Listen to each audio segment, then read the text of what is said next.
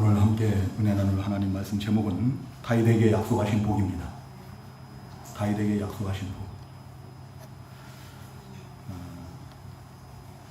오늘 이 본문 말씀 제목이 다윗에게 약속하신 복인데요. 특별히 그 11절 중반절 여호와가 너를 위하여 집을 짓고 거기서부터 16절까지의 그 말씀은 우리가 이 다윗 언약이라고 이렇게 말을 합니다. 다윗 언약이라고 말을 하는데요. 곧 다윗이 여호와의 집, 그 성전을 건축하려고 할 때 오히려 하나님께서는 다윗의 집을 세우시겠다라고 이렇게 다윗을 위해서 그 집을 세우시겠다라고 말씀하시는 것을 볼 수가 있어요. 이것이 다윗 언약이거든요. 곧 이 다윗의 그 집을 또 그 나라를 영원토록 보존하시겠다라는 거예요. 지켜주시겠다는 거예요. 그것이 그런 그 축복의 약속이 바로 다윗의 언약인데요. 하나님께서 왜 다윗에게 이러한 그 축복의 약속을 하셨는가? 그 축복의 약속을 하신 이유는 바로 그 중심 때문에.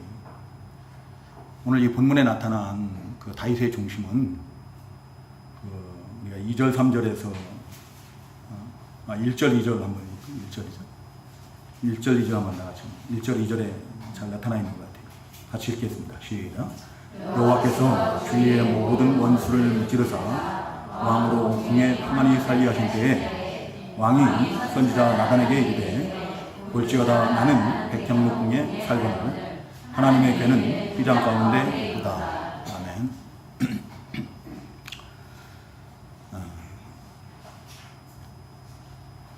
하나님께서 다윗을 왕으로 삼으시고 또 하나님께서 다윗과 함께 하시고 그 모든 대적들을 다 물리치시고 나라를 평안케 하시고 그래서 자기는 백향목궁에서 평안하게 이렇게 살고 있는데 하나님의 괴는 여전히 어디에 거예요? 휘장 가운데, 휘장 안에 있다는 거죠. 이 휘장이라고 그랬는데 성막이죠. 성막. 출애굽 때에 몇백 년 전에 지어진 그 낡은 그 성막 안에 있는 것이 다윗의 마음에 거리끼는 거예요. 그것이 안타깝고 마음이 아프고 그래서 다윗이 결심한 것이 뭔가 하면은 여호와를 위해서 성전을 백향목으로 아름답게 성전을 건축하고자 하는 그런 마음을 갖게 됩니다. 그리고 그것을 나단 선지자에게 고백을 하죠. 그것을 알리는데 그때 이제 하나님께서 그 다윗의 그러한 마음, 그 중심을 보시고 하나님께서 오히려 다윗의 집을 세우시겠다라고 이렇게 약속을 하시는 것을 볼 수가 있어요.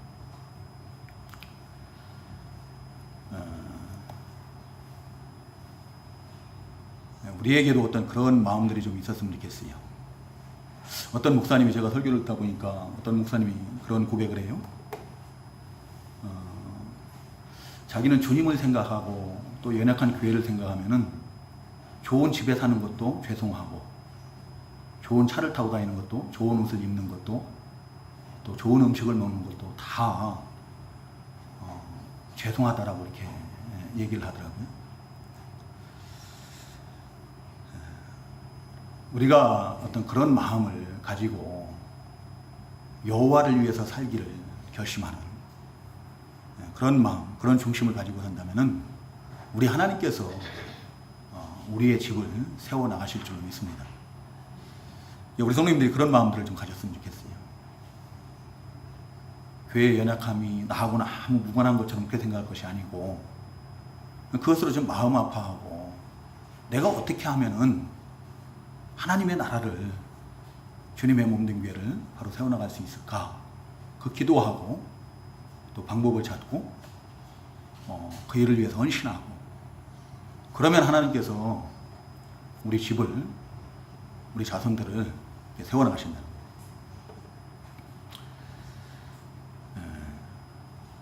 이제 다윗에게 그 약속하신 복이 첫 번째는 그 다윗 당대에 그 주실 복에 대해서 먼저 이렇게 말씀하시거든요. 이미 다윗을 통해서 이루신 그런 축복들이 있어요. 그것을 상기시키고 또 그러한 복을 이제 계속 다윗에게 허락하실 것을 약속하시는 그 내용이 바로 8절에서 11절, 8절에서 11절 그 중반절까지죠.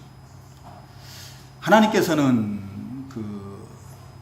그동안에 계속 그 낡은 성막 가운데 계시면서도 성막에 계시는 것을 갖다가 싫다고 하신 적이 없어요. 싫다고 하신 적이 없고, 또 이스라엘 백성 어느 지파에게도 내가 백향목 궁에 그 성전에 거하겠으니까 너희들 그 백향목 성전을 건축하라고 요구하신 적이 한 번도 없어요. 그렇지만 이 다윗이 그 낡은 성막 가운데 그 하나님의 괴가 놓이는 거, 그것을 보고 마음 아파하고 성전을 건축하려고 할 때 하나님께서 이제 그동안에 베풀어 주신 다윗에게 지금까지 베풀어 주신 그 축복을 상기시키는 거예요. 상기시키고 지금까지 베풀어 주셨던 그런 복들을 또 앞으로도 계속 이제 베풀어 주시겠다라고 이렇게 약속을 하시는 거죠. 그것이 바로 8절에서 11절 그 중반절까지의 내용입니다. 먼저 하나님께서 말씀하신 것은 그 다윗의 이름을 위대하게 하시겠다라는 거예요. 8절부터 9절까지가 그러므로 이제 내 종 다윗에게 이와 같이 말하라.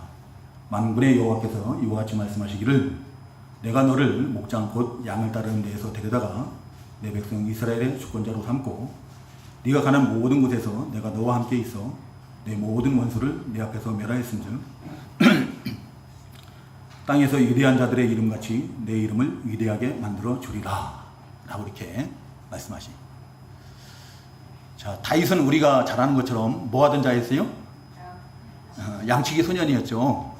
아버지의 양을 치던 그 시골 구석에서 아버지의 양 치던 목자였어요. 그런데 그런 어린 다윗에게 사무엘 선지자를 통해서 이스라엘 왕으로 머리에 기름을 붓습니다.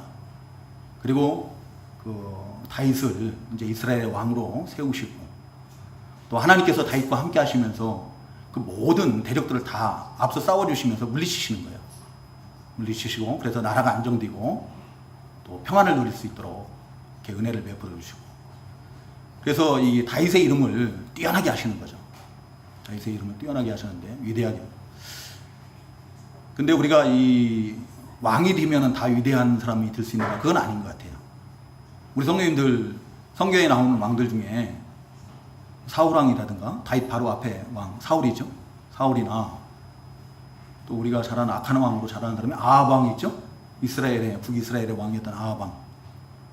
또 므낫세 같은 남유다의 악한 왕, 또 므낫세 같은 왕들. 이런 사람들을 보면은 하나님께서 그들을 왕으로 세웠다고 해서 그 사람들이 다 위대한 사람이느냐? 그건 아니라는 거죠.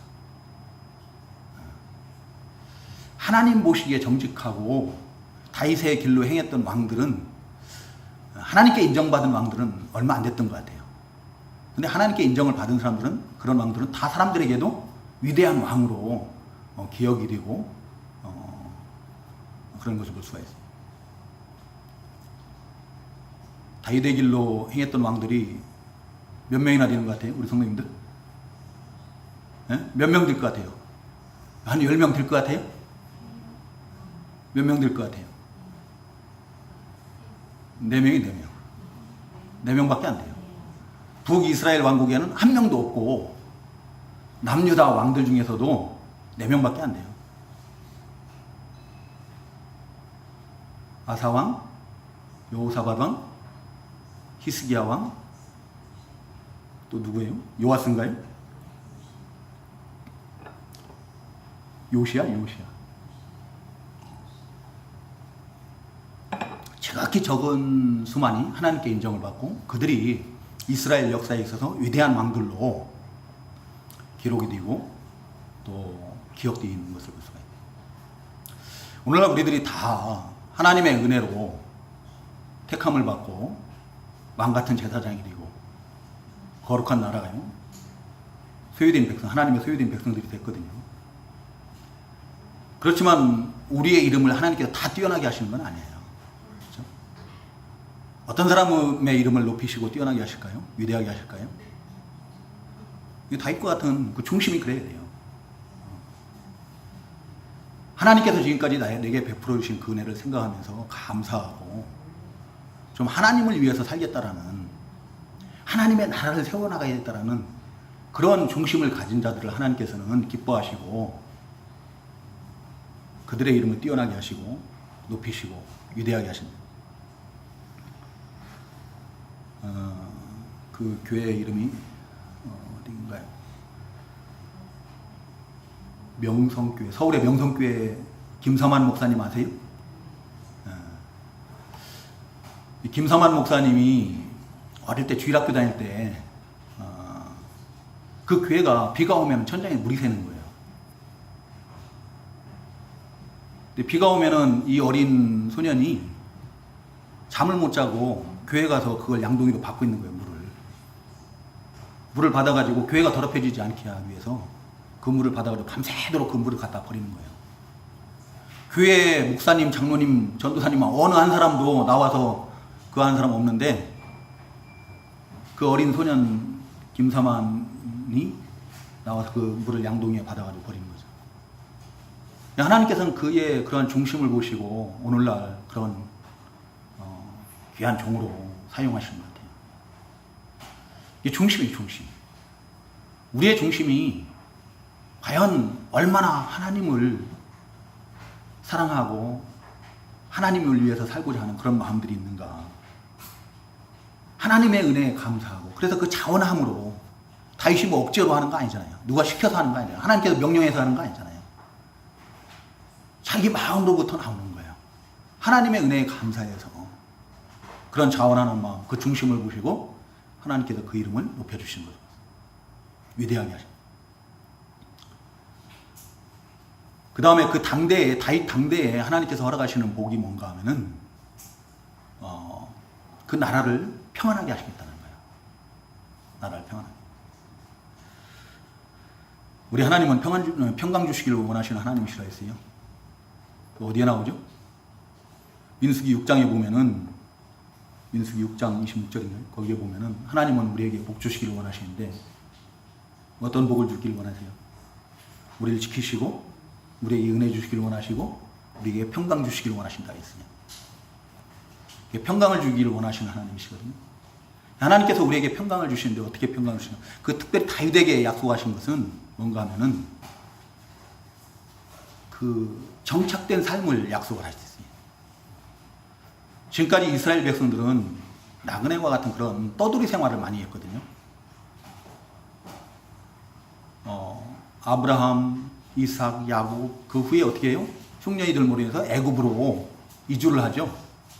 그 애굽에서 또 종살이 하다가 이제 하나님께서 그들을 건져내시고 40년 동안 광야에서 유리하고 하나님께서 약속하신 가나안 땅에 들어오지만 또 그들의 범죄함으로 인해서 어떡합니까? 계속 외적의 침해를 받아요.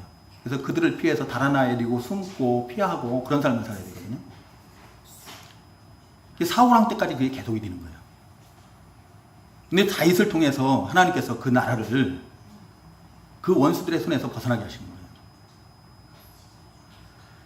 그들을 마치 그 이사야 그 몇 장입니까? 5장인가에 보면은 이스라엘 백성들을 포도나무에 비유해서 그 포도원에다가 포도나무를 심는 것 같이 그들을 갖다가 이스라엘 백성들을 갖다가 가나안 땅에 심겠다는 거예요. 정착 생활을 하게 하시겠다고 이렇게 약속하시는 거죠. 우리가 어떻게 정착하지 못하고 떠돌아다니는 그런 삶을 살면은 얼마나 불편해요? 우리 성도님들 한번 그런 생활 해보셨어요? 이리저리? 우리나라 사람들이 막 집에 대해서 애착심을 갖는 이유가 그건 것 같아요. 어떻게 해서든지 집을 갖다가 마련하려고 그러죠. 조금 있으면 계약 기간이 끝나면 전세나 월세나 계약 기간이 끝나면 어떻게 다른 데로 또 이사 가야 되고 그러니까 어떻게 해서든 내 집을 마련하려고 그런. 이게 불편하니까 그런 거죠. 편하지가 않으니까. 오늘날 우리 그리스도인들도 마찬가지예요. 신앙에 정착을 해야지. 신앙 정착을 하지 못하면은 이 교회 가서 기웃거리고 저 교회 가서 기웃거리고 이 말에 흔들리고 저 말에 흔들리고 이래야 복 받나 저래야 복 받나 그러면은 평안이 있을 수가 없어요. 우리는 그 요한복음 15장에서 증거받은 것처럼 이미 우리 주님께서 일러주신 말로 우리는 어떻게 됐다고요? 깨끗게 됐다. 거듭났다. 우리 주님과 영적 연합을 이룬 자들이다. 우리 주님만 바라보고 주님만 의지해야 돼요. 믿음의 주가 되시고 우리를 온전케 하신 예수님을 바라보고 우리 주님께 그 신앙의 뿌리를 깊이 내리고 좀 견고한 흔들리지 않는 유동하지 않는 그런 믿음들로 이 신앙의 정착을 해요. 오늘 많은 사람들이 이 교회 저 교회 왔다 갔다 하는 사람들 보면 왜 그러는 것 같아요?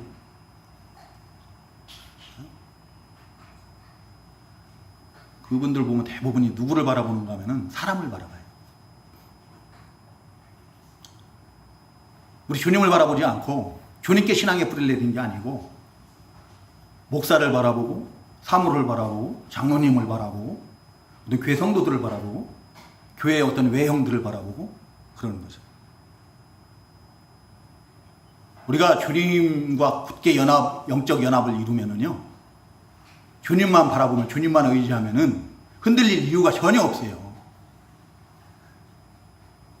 만약에 목사가 좀 부족하더라도, 사모가 부족하더라도 어떻게 해요?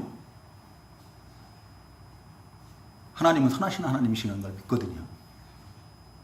반드시 이것을 통해서 뒤에요, 나를 더 하나님의 사람으로 온전케 하실 줄을 믿는 거예요. 그러니까 흔들릴 이유가 없는 거예요. 뭐 흔들릴 이유가 뭐가 있어요? 사람 바라보니까 흔들리는 거 아니에요? 외적 요인들 그런 것을 바라보니까 흔들리는 거 아니에요? 그럼 그렇게 흔들리면은 당신은 어떤데? 물어보면 당신은 온전합니까? 물어보면 온전한 사람 있어요?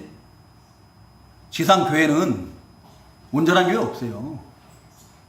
온전한 목회자 없습니다. 이 교회에서 저 교회로 가면 그 교회 가면 똑같아요. 또 뭔가 또 시험거리가 또 나타나.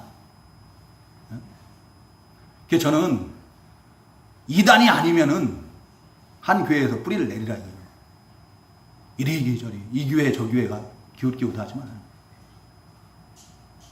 제가 왜 이런 말씀을 드리냐면은 전에 부영중앙교회에 있을 때 잠깐 우리 집에 우리 교회에 나오셨던 성도님이 그 수원 그쪽에 이사를 가신 분이 있어요. 근데 그 교회 가서 신앙 정착을 잘 하나 했는데 새로운 젊은 목사님이 오셔가지고 뭐 누가 마음에 안 들었는지 모르지만 다른 교회로 갔다고 그래요. 그 소식을 듣고 마음이 너무 아파가지고 그런 말씀을 드리는 건데요. 주님 바라보세요. 우리 신앙의 뿌리를 내리는 것은 우리 주님께 그리스도의 터위에 우리의 믿음이 세워져야 되는 거예요. 영적 성전이 건축되어야 되는 거예요. 목사 아니에요. 교회 건물 아니에요. 성도들 아니에요. 오직 우리 주 예수 그리스도의 터위에 세워져야 되는 거예요. 그러면 요동함이 없다.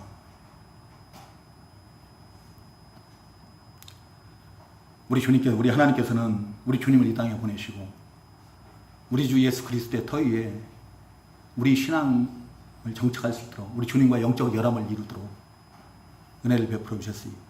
흔들리지 마시기 바랍니다. 신앙의 뿌리를 곧게 잘 내리세요. 하나님의 말씀들을 통해서 예수 그리스도를 알아가고 예수 그리스도에 대한 믿음이 더욱더 견고해지는 우리 성도님들 되시기 바랍니다. 흔들리지 마세요. 그러면은 우리 안에 그 평안이 많은 거예요. 그리고 악한 것으로 헤아리지 못하게 하신다 했어요.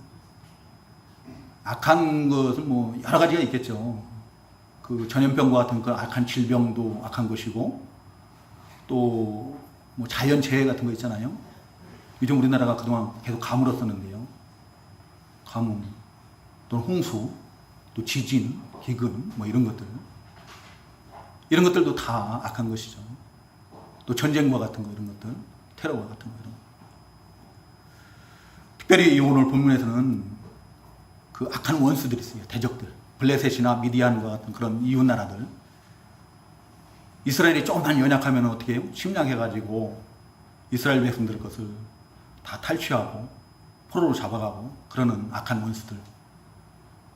그들로 해하지 못하게 하고 그들의 손에서 벗어나게 하시겠다는 거예요. 뭐 제가 말씀드리지 않아도 그 다윗 이전에 이스라엘 백성들이 얼마나 이방 족속들에 의해서 많은 괴로움을 당했는지는 잘 아시잖아요. 그렇죠? 사사시대 430년 정도까지 그 동안을 얼마나 많은 괴로움을 당했습니까? 이방 민족의, 이방 족속들의 어떤 그 지배를 받고, 우리나라가 일제 36년 동안 그 일본의 지배를 받고 수탈을 당한 것처럼 그 이스라엘 백성들도 그랬거든요. 근데 하나님께서 이제 그 다윗을 통해서 역사하시고 그 앞서 싸워주시고 그들을 다 물리치시고 해서 그 나라를 평안케 하십니다. 그리고 앞으로도 그런 평안을 허락하시겠다라는 거예요. 그 약속하신 거예요. 단 그것은 우리가 조건적인 거예요. 아무리 다윗이라고 할지라도 다윗이 하나님을 떠나서 악을 행할 때는 하나님께서 어떻게 하십니까? 가차없이 징계를 하셔요. 그 바로 뒤에 11장에 나오는 내용이 그런 내용 아니에요? 밧세바로 인하여서 범죄하지 않습니까? 그것으로 인하여서 밧세바와 사이에서 낳은 아들을 잃게 되고, 또 그 다음에 그 암논이 그 이복 여동생 다말을 갖다가 겁탈을 하고, 다말의 오라비 압살롬이 암논을 죽이고, 그 자손들이 막 그런 일들이 벌어지는 거예요. 그 다윗의 집안에 그런 화가 임하죠. 그리고 이제 압살롬은 나중에 반역까지 하지 않습니까? 다윗이 하나님의 뜻을 거스리고 이제 마지막 때에 인구조사를 하지 않습니까? 인구조사를 함으로 해서 이스라엘 백성들이 수만 명이 죽어요. 한꺼번에. 그 전염병으로. 아무리 다윗이라 할지라도 하나님을 떠나서 악을 행할 때는 평안이 없어요. 우리가 예수 믿고 구원을 받았지만 하나님께서 우리에게 그리스도 안에 있을 때 그런 평안을 허락하여 주시는 것이지, 우리가 하나님을 떠나서, 우리 주님을 떠나서 내 육체의 소욕을 따라서 마음대로 행하는데 하나님께서 우리에게 평안을 주시는 건 아니에요. 그건 조건적인 것이다.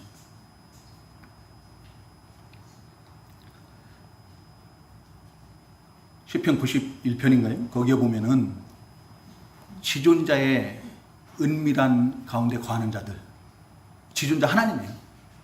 하나님의 은밀하신 하나님의 은혜 가운데 거하는 자들은 그 전염병 같은 것이 해하지 못한다 했어요. 옆에서 1000명이, 10,000명이, 10,000만인이 다 쓰러질지라도 하나님께서 그 천사들을 통해서 그에게 화가, 재앙이 미치지 않도록 지켜주신다라고 그러거든요. 우리가 그리스도 안에 있을 때 그건 가능한 거예요. 우리 주님을 떠나서 내 육체의 소욕을 따라서 할 때 그것은 기대할 수 없는 겁니다. 오히려 그때는 화가 있어야 돼요. 하나님이, 이제 뒤에 가서 우리가 증거를 받겠지만, 하나님의 그 매와 채찍이 따라야 돼요. 그래야 내가 하나님의 아들인 거예요. 하나님의 백성인 거예요.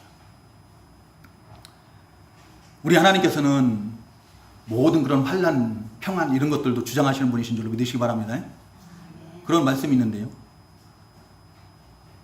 이사야 45장 7절에 보면은 우리 하나님은 어둠도 짙고 뭐 그런 말씀이 있을 거예요. 한번 찾아보시기 바랍니다. 직접 찾아보시고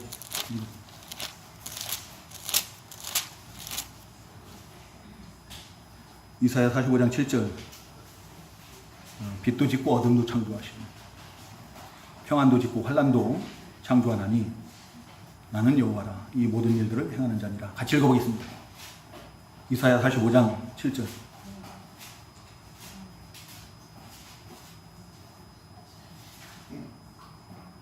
네, 같이 읽겠습니다. 찾으신 분들 먼저 읽겠습니다. 같이 시작. 나는 빛도 짓고 어둠도 창조하며 나는 평안도 짓고 환난도 창조하나니 나는 여호와라 이 모든 일들을 행하는 자니라 하노라. 아멘. 우리가 은밀한 중에 거하시는 우리 하나님 안에 거하면은 하나님께서 그 은혜 가운데 거하면 어떻게 해요? 우리에게 평안을 주실 줄로 믿습니다. 근데 우리가 그 하나님을 떠나서 우리 육체의 소욕을 따라서 악을 행하는 그런 삶을 살면은, 죄 짓는 삶을 살면은 환난을 주시는 거예요. 우리 성도님들 다 그리스도 안에 거하시기 바랍니다. 우리 주님 떠나서 살지 마세요. 세상 일을 할지라도 무엇을 하더라도 주님 안에 사세요. 늘 주님을 의식하고 하나님 앞에서 내가 산다 생각을 하고, 그래서 어떤 말을 한마디 하더라도 사람을 대할 때도 주님께 대하듯 그렇게 하시면은 우리 주님께서 주시는 평안이 우리 성도님들에게 충만하게 임할 줄로 믿습니다. 그리고 이제 장래 주실 그 복, 다윗 언약이라는 다윗을 위하여 집을 세우시겠다라는 그 약속이 증거되고 있는데요. 11절 하반절 여호와가 너를 위하여 집을 짓고 거기서부터 16절까지 우리 한번 좀 읽어볼까요, 같이? 여호와가 너를 위하여 집을 짓고 11절 거기서부터 같이 읽겠습니다. 시작. 여호와가 너를 위하여 집을 짓고 내 수완이 차서 내 조상들과 함께 누울 때에 내가 내 몸에서 날 내 씨를 내 뒤에 세워 그의 나를 견고하게 하리라. 그는 내 이름을 위하여 집을 건축할 것이요 그는 그의 나라 왕위를 영원히 견고하게 하리라. 나는 그에게 아버지가 되고 그는 내게 아들이 되리니 그가 만일 죄를 범하면 내가 사람의 매와 인생의 채찍으로 징계하려니와 네가 내 앞에서 물러나게 한 사울에게서 내 은총을 빼앗은 것처럼 그에게서 빼앗지는 아니하리라. 내 집과 내 나라가 내 앞에서 영원히 보존되고 내 왕위가 영원히 견고하리라 하셨다 하라. 앞에서 말씀드린 것처럼 다윗이 여호와를 위해서 성전을 건축하고자 하는 그런 마음을 갖고 또 나단 선지자에게 그것을 고백했을 때 하나님께서는 도리어 어떻게 해요? 거꾸로 다윗의 집을 세우시겠다라고 이렇게 약속하시네요. 다윗의 집은 다윗의 가문, 다윗 왕조를 다윗의 나라, 다윗 왕조를 갖다가 견고하게 세우시겠다는 거예요. 근데 누구를 통해서 세우시는가 하면은 내 수완이 차서 내 조상들과 함께 누울 때에 내가 네 몸에서 날 내 씨를 내 뒤에 세워 그의 나라를 견고하게 하리라. 누구를 세우신다고요? 다윗이 수완이 차서 하나님께서 허락하신 그 생을 다 살고 이제 하나님께서 그 영혼을 취하실 때 바로 다윗의 몸에서 난 그 씨, 역사적으로는 이 사람이 누구예요? 솔로몬이죠. 솔로몬을 통해서 그 나라를 견고하게 하시고 그 나라의 왕위를 갖다가 영원히 견고하게 하실 것이다라고 이렇게 약속하신 것을 볼 수가 있습니다. 실제로 이 솔로몬을 통해서 그 이스라엘 나라가 더욱더 부강해지는 것을 볼 수 있습니다. 그 무역이 얼마나 활발했는지 뭐 금은 기명 뭐 모든 그 보석들이 귀한 것들이 막 차고 넘치는 거예요. 그래가지고 그 열왕기상 10장인가요? 거기에 보면 은을 귀하게 여기죠. 돌같이 여겼다고 해요. 왜 돌같이 여겨요? 너무 흔해가지고 은보다 더 좋은 금들이 가득한 거예요. 그 외족들이 주변 국가들이 다 자기들이 스스로 알아서 솔로몬에게 찾아와가지고 어떻게 해요? 평화조약을 맺어요. 평화조약을 맺고 조공을 바치고 그러죠. 나라가 얼마나 부강해지는지 몰라요. 그리고 그 왕위를 견고하게 영원히 견고하게 하시겠다고 했는데 그 나라를 영원히 견고하게 하시겠다 했는데 그 북이스라엘 왕국은 그 왕위가 견고하지 못하죠. 수시로 어떻게 해요? 그 왕조가 바뀌어요. 뭐 길어봤자 4명이 왕을 하고 그러고 나면 그냥 또 다른 사람이 반역을 해가지고 그 가족이 다 일족이 다 몰살을 당하고 뭐 그런 거 보지 않습니까? 근데 그 남유다 다윗의 나라는 어떡합니까? 그 왕조가 끝까지 시드기야 왕까지 그대로 이어지는 거예요. 한 번도 변하지 않습니다. 남유다의 그 왕들이 하나님 보시기에 정직하고 올바로 바로 행하고 그래서 그런 거예요? 그런 거 아니잖아요. 그렇죠? 거의 대부분의 왕들은 하나님 보시기에 악을 행했어요. 악을.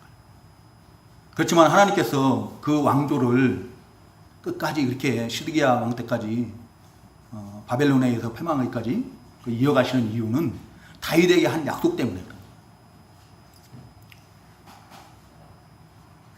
끝까지 견고하게 세워나가신 것을 볼 수가 있고요. 근데 그 다윗 왕조가 영원하지는 못하죠. 한 400년 정도 이렇게 유지되다가 결국엔 그 바벨론에 의해서 패망하고 다윗 왕조는 막을 내리게 됩니다. 그러면 하나님의 이 약속은 거짓된 거 아닙니까? 라고 말할 수 있는데요. 이 시가 문제예요. 이 시가 누구냐? 역사적으로 그게 솔로몬을 가리키는 것이 맞습니다. 근데 우리가 이 믿음의 조상 아브라함의 믿음에 대해서 증거를 받을 때 한번 그 말씀을 드렸던 것 같아요. 갈라디아서 3장 16절에 보면은 그 씨가 바로 예수 그리스도라고 했어요. 그 아브라함의 자손으로 오실 그 예수 그리스도. 또 여기에서는 다윗의 혈통 가운데 오실 예수 그리스도다. 그 예수 그리스도의 나라가 바로 견고하게 세워지고 또 그 예수 그리스도의 그 왕권, 주권이 영원히 견고하게 될 것을 의미하는 것입니다. 메시아 왕국에 대한 예언의 말씀이에요. 오늘 이 본문 말씀이 메시아 왕국에 대한. 우리 주님께서 모든 성경은 다 나에 대해서 기록한 것이라고 그랬죠. 구약 성경인데 바로 이것을 우리가 알아야 되는 거예요. 여기서 우리 주님에 대한 그 약속의 말씀, 이것을 우리가 발견할 수 있어야 돼요. 그러면은 그렇지 않으면 어떻게 해요? 뭐 구약 하나님의 말씀이 우리 주님께서 다 나에 대해서 증거하는 것이라 했는데 그런 말씀이 어디에 있지? 몇 군데밖에 없는 거 아니야? 이렇게 생각하거든요. 우리가 지금 레위기를 증거받고 있지만 레위기의 모든 제사와 그 제도와 그런 율법 이런 것들이 다 오실 예수 그리스도를 예표하는 것이라고 했잖아요.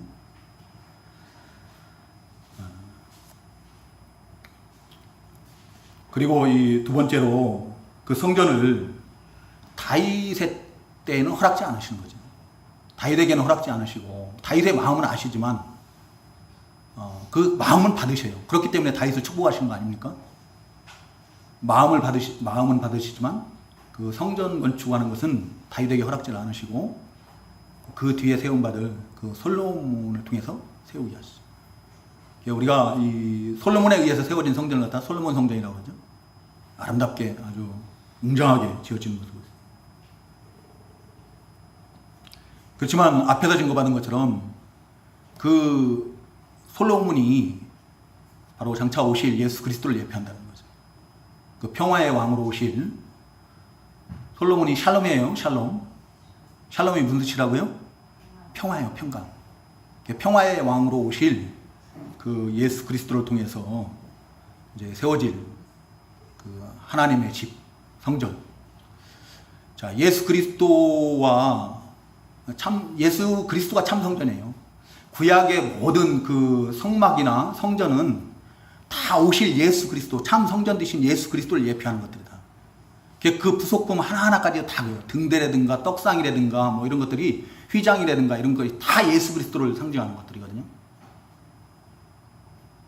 다 예수 그리스도를 상징하는 것들인데 이제 그 참 성전 되신 예수 그리스도께서 이 땅에 오심으로 인해서 그 예수 그리스도를 믿고 영접함으로 인해서 예수 그리스도와 영적 연합을 이루므로 해서 그 한 사람 한 사람들이 다 성전으로 세워져 가는 거예요. 하나님의 성전으로 세워져 나가고 그 한 사람 한 사람 영적 성전이 된 성도들의 모임체가 곧 교회거든요. 그 교회를 통해서 그 교회 성전이 이제 하나님의 나라 그리스도의 나라가 세워질 것을 의미하는 거죠. 자, 다윗 한 사람으로 인해서 그 자손들이 대대로 복을 받거든요. 맞습니까? 다윗이 아니었다면은, 다윗과의 하나님의 언약이 아니었다면은 그 다윗의 자손들은요 죽고 죽이는 어떤 그런 저기를 수없이 반복을 했을 거예요. 아마 왕위에서 그냥 금방 아마 솔로몬에서 끝났을 것 같아요. 왜 그래요? 실제 그랬잖아요. 여로보암을 세워가지고 나라를 갖다 찢어버리잖아요. 하나님께서 그나마 두 족속은 남겨져가고 그 다윗의 집안에 맡겨주신 거 아니에요? 솔로몬에서 끝났어야 맞는 거예요. 다 죽임당하고. 근데 하나님의 그 다윗의 중심을 보시고 하나님께서 하신 그 약속 때문에 그 시드기야 왕 때까지 그 다윗 왕위가 계속 왕조가 이어지는 거예요. 다윗 한 사람으로 인하여서 그 자손들이 수십 대에 걸쳐서 복을 받는 것처럼 또 우리 주님께서 그 주님 한 분이 이 땅에 오셔서 하나의 미랄이 되심으로 인해서 우리 주님을 믿는 자마다 다 어떻게 해요? 영적 성장이 되죠. 구원 영생을 얻게 됩니다. 그런 것처럼 우리가 오늘날 하나님의 나라를 세워가고자 할 때 또 우리 영적 성전을 잘 건축하려고 하면은 하나님께서 우리 가정을 세우시는 거예요. 나 하나를 통해서 내 가정을 믿음의 가정으로, 가정 천국으로 세워나가실 줄 믿습니다.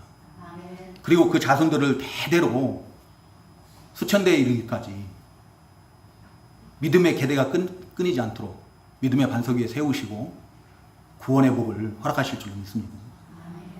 우리 이 자리에 계신 우리 성도님들의 그런 축복이, 우리 하나님의 그 약속이 이루어지기를 소망합니다. 그리고 이제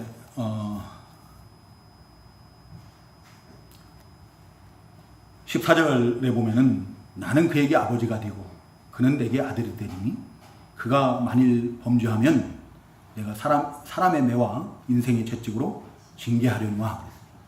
그렇지만 내가 네 앞에서 물러나게 한 사울에게서 내 은총을 빼앗은 것처럼 그에게서 빼앗지는 아니하리라. 이 말씀이 참 너무 좋은 말씀인 것 같아요. 그렇죠? 하나님께서 그 아버지가 되어주시고 또 그는 내 아들이 될 것이다. 역사적으로는 솔로몬이에요. 솔로몬과 그 자손들이죠. 그 다윗의 자손들인데, 구속사적으로는 바로 예수 그리스도 안에서 하나님의 자녀된 우리들을 가리킨 거예요. 그래서 하나님을 아버지라 부르는 자들. 그런 우리들을 하나님께서 아들로 삼으시고 또 하나님께서 우리 아버지가 되어주십니다. 근데 우리가 만일 앞에서 증거를 받았지만 범죄하게 되면 어떻게 해요? 범죄하면은 하나님께서 사람의 매와 인생의 채찍으로 징계하시겠다는 거예요. 그렇지만 그 사울에게서 은총을 빼앗은 것처럼 우리에게서 구원의 은총을 빼앗지는 않으시겠다는 거예요. 이게 너무 감사한 거 아니에요? 하나님께서 그 사람의 매와 인생의 채찍으로 징계하신 이유는 뭐예요? 미워서 그런 게 아니죠? 돌이키게 하시려고. 돌이키게 하시려고.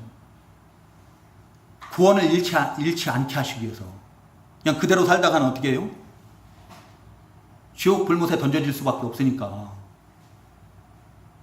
매와 채찍으로 때리셔서 돌이키게 하시는 거예요. 하나님께로 돌아오게 하는 거예요. 하나님의 백성으로 살게 하시는 거죠. 또 하나님께서 약속하신 모든 축복의 삶을 누릴 수 있도록 하기 위해서 그 매를 대시고 채찍질 하시고 그런 거죠. 우리 성도님들 자녀가 어긋난 길로 가면 어떻게 해요? 책망도 하고 휘초리도 들고 그러지 않습니까?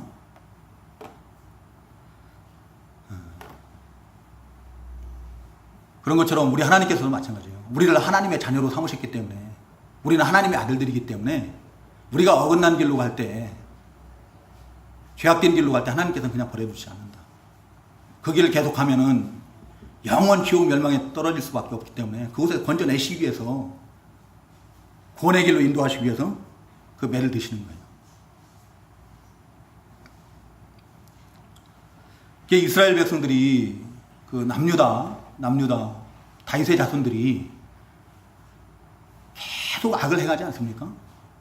이제 므낫세 왕에 가면은 뭐 이제 극에 달해요. 극에 달합니다. 성전 내에다가 우상을 섬기는 것들을 갖다 만드는 거예요. 교회 안에다가 뭐 불상 갖다 놓는 거랑 똑같은 거예요. 그거 앞에 가서 비나이다 하고 그러는 거 똑같은 거죠. 하나님께서 이제 그 악이 그렇게 죄악이 관영하게 될 때 그냥 내버려 두시지 않죠.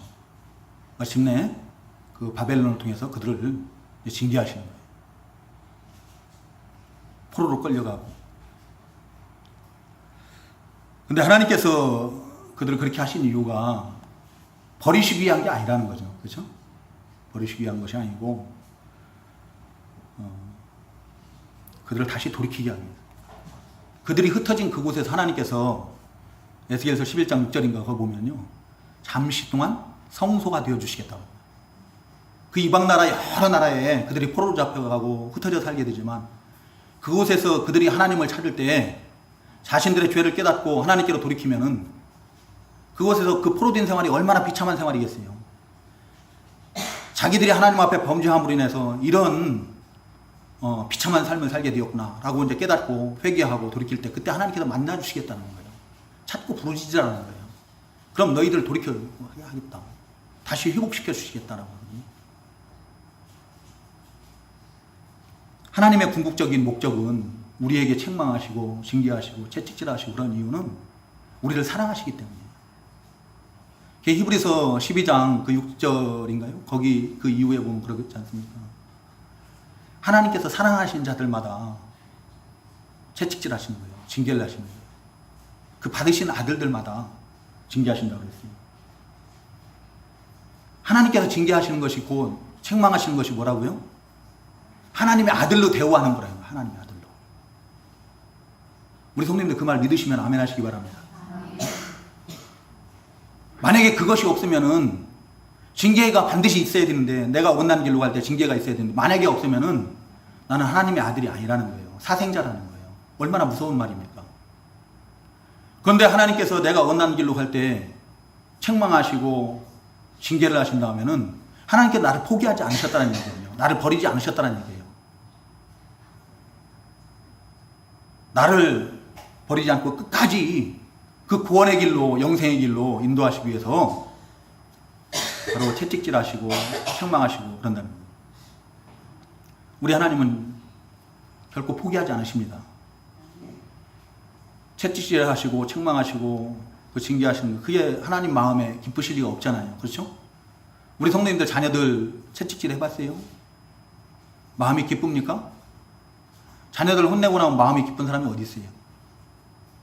하루 종일 마음이 우울하지 않습니까? 그 혼낸 것 때문에. 거기다 매라도 되면 더 하지 않습니까? 며칠 몇 날을 갖다 마음이 아프고 그러죠. 우리 하나님도 우리를 채찍질하시고 징계하시고 그러면은 마음이 아파요. 그렇지만 하나님께서 그래도 그렇게 하시는 이유는 뭐예요? 우리를 사랑하시기 때문에.